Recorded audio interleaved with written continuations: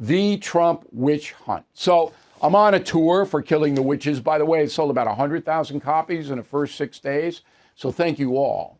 And in the body of the interviews I'm doing on radio and television, I tell people I wrote the book because there is a modern day witch hunt, cancel culture.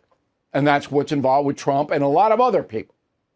So I wanted everybody to know the origins of the witch hunt in 1692 in Salem, Massachusetts, because it applies today.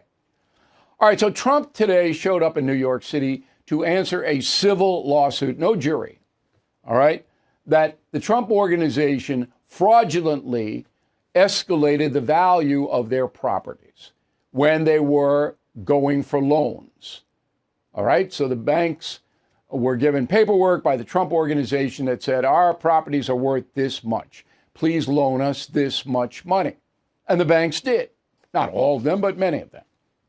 Okay, so Letitia James is the Attorney General of New York, and she hates Trump.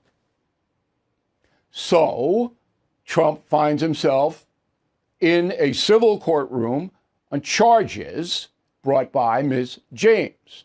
Here's what the former president said. Go. No bank was affected. No bank was hurt. They don't even know why they have to be involved. And they've so testified. They can't believe that they're involved because they were paid back on time. There were no defaults. There were no problems. And that's true. There's no victim. Banks are fine. Trump organization paid the interest. So what's this all about? So we looked and see if there were any other cases like this in New York State. We can't find any. I think there probably has been. Maybe Chester Arthur brought one. But this is obviously contrived to get Trump. Okay? So here's what the Attorney General of New York said. Go. My message is simple. No matter how powerful you are, no matter how much money you think you may have, no one is above the law. And it is my responsibility and my duty and my job to enforce it. Yeah. You know, if you live in New York the way I do, 80% of the laws on the books here are not enforced. 80%. So give me a break, lady. Okay? You're trying to get Trump. Now, how do we know that? It's easy for me to say it. How do we know it? All right, here's a soundbite from Letitia James about Trump and what she hopes to accomplish. This soundbite was given on September 6th, 2018, 5 years ago.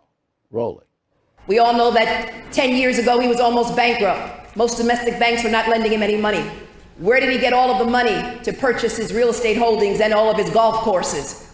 And all of those transactions have happened here in New York City, which is why the next Attorney General is absolutely critical. So she ran on getting him. I mean, all right. So now it goes to a judge. The judge decides. And the judge's name, Arthur Engoron, avowed liberal judge. There's Arthur, okay? He was a hippie back in the 60s and 70s. And he has already decided in a summary judgment ruling that the Trump organization defrauded the citizens of New York. Remember, this case is being brought to protect me, all right? A citizen of New York. I don't feel a threat from the Trump organization, but that's what the law is, to protect the citizens of the state.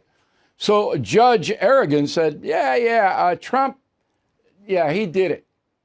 But in the body of that, here's what the judge says. Quote, from 2011 to 21, the Palm Beach County assessor praised the market value of Mar-a-Lago at between $18 million and $27.6 million. Okay.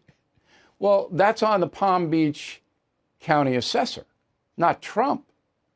Trump didn't do the assessment. Now, how much do you think Mar-a-Lago is worth? Have you been down there? Have you seen it? It's worth about between $100 and $150 million. That's what the property's worth. Call any real estate agent in South Florida. They'll tell you. Trump put the sale up tomorrow and get 100 to 150 million for it. So this judge thinks the property is worth between 18 and 27.6. So of course he's going to say that Trump is inflating the value of his property. The judge lives in the ozone layer.